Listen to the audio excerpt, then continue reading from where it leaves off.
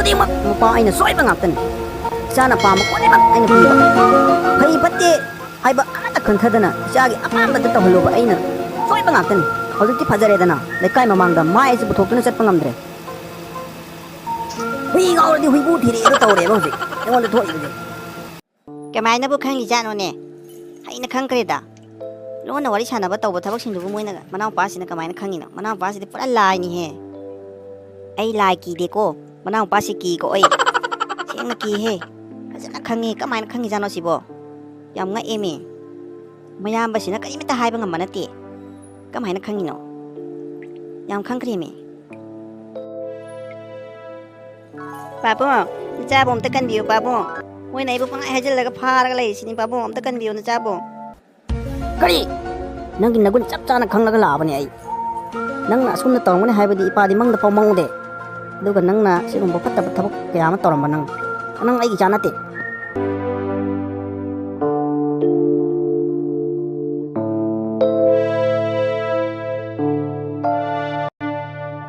ꯄꯥꯕꯨꯡ ꯅꯆꯥꯕꯨ ꯑꯃꯨꯛꯇ ꯀꯟꯕꯤꯌꯨ ꯄꯥꯕꯨꯡ ꯅꯆꯥ ꯌꯥꯝ ꯂꯥꯟꯈ꯭ꯔꯦ ꯄꯥꯕꯨꯡ ꯄꯥꯕꯨꯡꯒꯤ ꯃꯥꯏꯊꯤꯅꯕ ꯅꯆꯥꯅ ꯊꯕꯛ ꯀꯌꯥ ꯑꯃ ꯇꯧꯔꯨꯔꯦ ꯑꯗꯣ ꯄꯥꯕꯨꯡ ꯅꯆꯥꯕꯨ ꯑꯃꯨꯛꯇꯗꯤ ꯀꯟꯕꯤꯌꯨ ꯄꯥꯕꯨꯡ ꯏꯄꯥꯅ ꯅꯪꯒꯤ ꯀꯔꯤ ꯋꯥꯠꯍꯟꯒꯦ ꯍꯥꯏꯌꯨꯅꯦ ꯀꯔꯤ ꯋꯥꯠꯍꯟꯒꯦꯕ ꯅꯪꯅ ꯍꯥꯏꯕ ꯈꯨꯗꯤꯡꯃꯛ ꯏꯄꯥꯅ ꯄꯤꯗꯨꯅ ꯅꯪꯅ ꯄꯥꯝꯕ ꯈꯨꯗꯤꯡꯃꯛ ꯇꯧꯗꯨꯅ ꯂꯥꯛꯈꯤꯕ ꯅꯠꯇ꯭ꯔꯕ ꯑꯗꯨꯒ ꯅꯪꯅ ꯃꯤꯒꯤ ꯃꯆꯥ ꯀꯔꯤꯁꯨ ꯈꯪꯖꯗꯕ ꯐꯈ꯭ꯔꯕ ꯃꯤꯒꯤ ꯃꯆꯥꯗꯨꯕꯨ ꯍꯥꯠꯅꯕ ꯍꯣꯠꯅꯔꯝꯕ ꯌꯥꯅꯤꯡꯗꯦ ꯑꯩꯉꯣꯟꯗ ꯅꯪꯒꯤ ꯋꯥ ꯑꯃꯠꯇ ꯍꯥꯏꯔꯛꯀꯅꯨ ꯇꯥꯅꯤꯡꯗꯦ ꯑꯩ ꯇꯣꯝꯕꯕꯨ ꯍꯥꯠꯅꯕ ꯁꯤꯜꯂꯤꯕ ꯅꯪꯕꯨ ꯑꯐꯕ ꯃꯤꯅꯤ ꯍꯥꯏꯒꯗ꯭ꯔꯣ ꯅꯀꯣꯛꯇꯣ ꯁꯟꯊꯤ ꯍꯥꯟꯕ ꯑꯗꯨꯛ ꯌꯥꯝ ꯅꯕꯨꯛ ꯐꯠꯇꯕ ꯅꯪ ꯀꯔꯤ ꯋꯥꯠꯍꯟꯒꯦ ꯏꯄꯥꯅ ꯅꯪꯒꯤꯅ ꯉꯥꯛꯇ ꯅꯠꯇ꯭ꯔꯕ ꯑꯩꯒꯤ ꯏꯄꯥꯒꯤ ꯂꯩꯔꯤꯕ ꯄ꯭ꯔꯣꯄꯔꯇꯤ ꯂꯟ ꯊꯨꯝ ꯃꯌꯥꯝ ꯑꯁꯤꯕꯨ ꯅꯌꯥꯝꯕ ꯌꯥꯎꯕ꯭ꯔꯥ ꯅꯆꯟꯅꯨꯄꯤ ꯌꯥꯎꯕ꯭ꯔꯥ ꯅꯪꯒꯤ ꯉꯥꯛꯇ ꯅꯠꯇ꯭ꯔꯕ ꯁꯤꯗ ꯄꯦꯜꯂꯛꯇꯗꯅ ꯅꯪꯅ ꯇꯣꯝꯕꯒꯤ ꯏꯃꯨꯡ ꯃꯅꯨꯡꯗ ꯑꯃꯨꯛ ꯏꯄꯥ ꯋꯥ ꯃꯌꯥꯝ ꯉꯥꯡꯅꯤꯡꯗꯦ ꯑꯩꯅ ꯁꯤꯒꯤ ꯃꯇꯥꯡꯁꯤꯗ ꯏꯆꯥꯅꯤ ꯍꯥꯏꯗꯨꯅ ꯀꯟꯕ ꯁꯨꯡꯉꯝ ꯉꯝꯃꯣꯏ ꯑꯩꯗꯤ ꯏꯆꯥꯒꯤ ꯃꯤꯆꯪ ꯆꯪꯕ ꯍꯥꯏꯕ ꯃꯤꯗꯣ ꯑꯣꯏꯔꯣꯏ ꯅꯁꯥꯅ ꯇꯧꯖꯔꯨꯕ ꯅꯁꯥꯅ ꯐꯪꯒꯗꯕꯅꯤ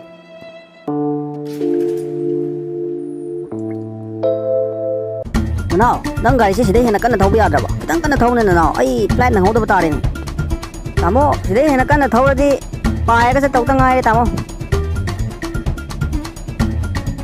ꯁꯥꯎꯅꯨꯍꯦ ꯅꯅꯥꯎ ꯅꯌꯥꯝꯕꯁꯦ ꯈꯔ ꯊꯨꯔꯦ ꯐ꯭ꯂꯥꯏꯠ ꯅꯪꯍꯧꯔꯣꯏꯗ꯭ꯔꯅ ꯄꯥꯈꯠꯄꯒꯤ ꯁꯨꯝ ꯄꯪꯍꯥꯏ ꯍꯥꯏꯖꯔꯤꯕꯗꯨꯅꯤ ꯑꯩꯅ ꯊꯨꯅ ꯆꯠꯅꯤꯡꯉꯤꯁꯤꯒ ꯉꯥꯛꯇꯪ ꯋꯥꯠꯂꯝꯃꯤꯅꯦ ꯇꯧꯔꯤꯁꯤ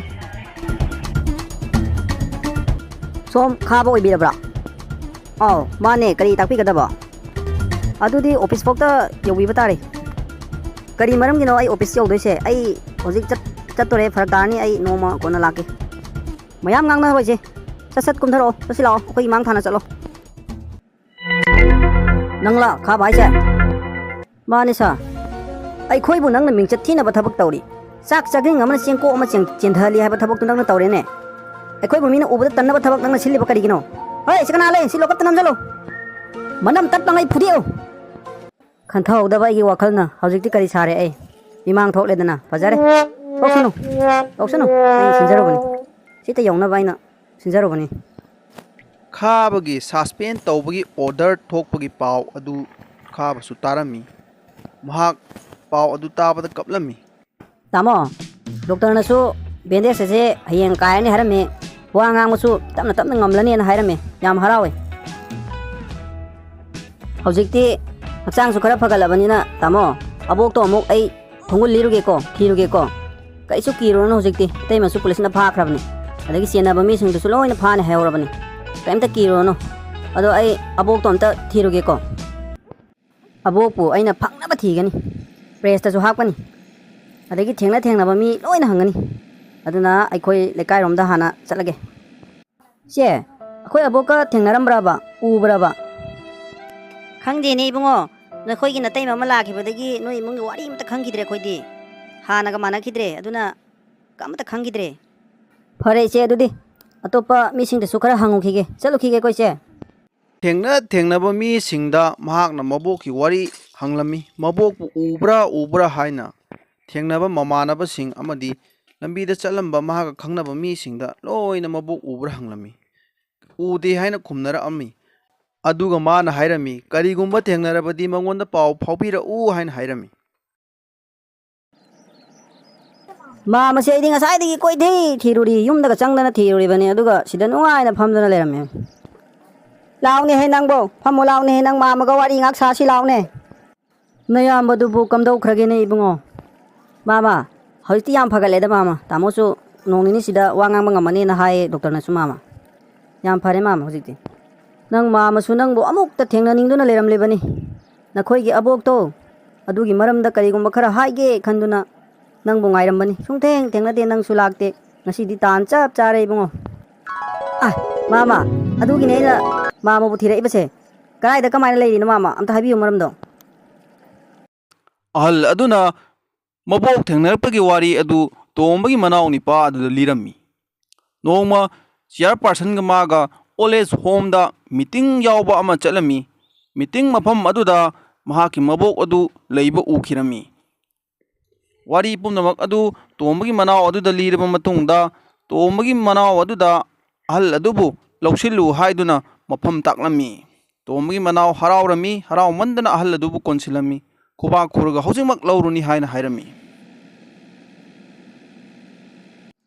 Kainomta hangjage ba mafam sida abo sakhina ama leibido adudo amukta unajage yarodra na kanano al lugi mari matara aw mane mahaki masuni ai mukta unajage asu koi basi no muta laktraga ngasi laisina karige magin haibada kanasu leitre hai aduga ngasina karamna nangona su oiriba wari pumnamak oles home chenariba nupa aduda tombagi manau aduna lirami thokriba thodok sing adugi wari sing adu taraba matungda oles home panariba nupa aduna asumna hairami hojikti nangi wari pumnamak tarabanina nangi abokto kokthopirage ko ngakang lermo ko mabok pu unaba phangjarani khanbada tombagi manau harauduna jagoi sarami abo pu lawba laabane nasuna wari pumnamak nasu loina khangjare abo ngasidi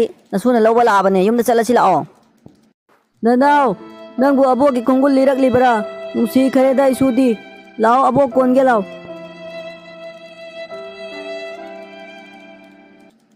abo chalase tamodu su hospital la leiribane abo nasu ka tholam jadi tamosu pura phibam mama charamoy abo ado hoje koi hospital da chalase abo mana hospital da leibagi paw adu hek tabada mabok adu thamoi sokna kaplami kapliba adu tombagi manau ni paduna themlami mapi teithok pirami mayambagi manakta mabok adu purami abo hojiti tamogi manakta chalasi ko abo chalo ibungo nayamagi manakta tamo nanau ngasidi kanano mo pujare tamo aboki ibungo tawamniba sibu karino isuna tawamniba moong sibu karino abokti yengma ngamdre isugi maithongji ubada nabokti thamoy ase kairene tombagi bandage adu lokthokpagi matam oirami manau ni paga mabok ka mapanda ngaiduna lerami abo kachu pakakanoda hojikti kachu thodokpa tawraroi tamose wa ngangbasu ngamdani haibani ngasidagi kem khadrono abo nangi abokti isugi maithongda dairamiba phiba madu ubada abokti loikhre hei abo adu hojik loina lokthokradawni sit nalani hojikti kem tawroi tomba hojikti wa ngangba ngamlabara yengo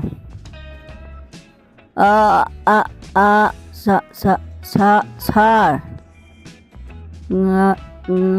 ngame sar i u sar ngame sar ai phajana ngame wa ngangba phajana ngame sar yam harawe sar ai karisu tawraroi ko hojikti pakhalanu ko yumda hanbasu yarani nangi nanau ni paga nabo kasu mapana ngairibani mongkhoi changhalage ko sar su thole ngata phama mo ko bo tamo kamain tawragena amta hangauroge sar koi tamogi phimam kamain tawrage wa ngangba ngamgrabo sar karisu tawdre ko pakhalanu nayambado wa ngangba ngamhaurabani chango nabo kananga khorang ngai horibani thank you sir sarbu nasana thamoi sengna thagatsari sir sargi tawyon matam punamakta kaujaroi sir sargidamakta nasana isorda thaunijari sarna tawruba thabak thorom khudingmakta mai pakpada oiba pinabisarno isorna hoida sidi isagi tawpham thopa thabakni aikhoigidi chango ne amangai horabani ko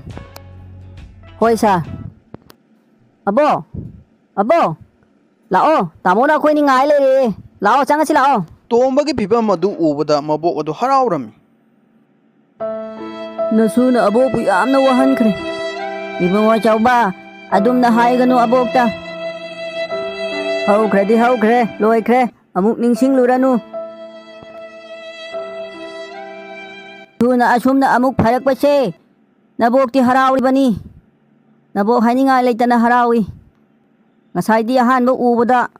Isugi maithongdu ubada abokti pakhatpana loirurabani. Sumaina tawrakani habadi abokti khanbu khalude da ibungo. Pare hojikti aboksu yamna haraure. Tamo, saga so aiga wari sanarabane. Hojik yumda hanba yarnena sana haire. Ado akhoi hojik yumda chatnaba tawrasi tamo. Inaw leiramdrabadi nayamagi punsi kari oiramgani khallubada nayamadi tubu chungi. Nangbu aigi inaw oina phangjabase aigi laibak yamna phabani. Lao nayamba konge lao.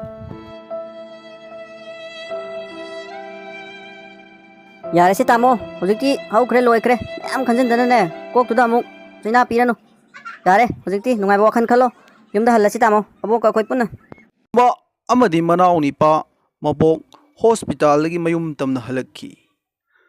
ꯇꯣꯝꯕ ꯈꯣꯏꯒꯤ ꯏꯃꯨꯡ ꯍꯥꯟꯅꯒꯤ ꯃꯇꯧꯒꯨꯝ ꯅꯨꯡꯉꯥꯏ ꯌꯥꯏꯐꯅ ꯍꯔꯥꯎꯅ ꯅꯣꯛꯅ ꯄꯥꯟꯈꯤ. Mine insan bawa laurano ko handak tisu sa. Adune abo, koi tabon si yam pangam me di yam singmana khan mane. Yam pangam me da tamo si. Adu di hai ndan na nang su ne yam pange kaina. Chatpada bu khudi dija laga turoi hai bang amran na na. Sumdra bo ne yam na hai chibo. Koi tamo wari si dinok ni.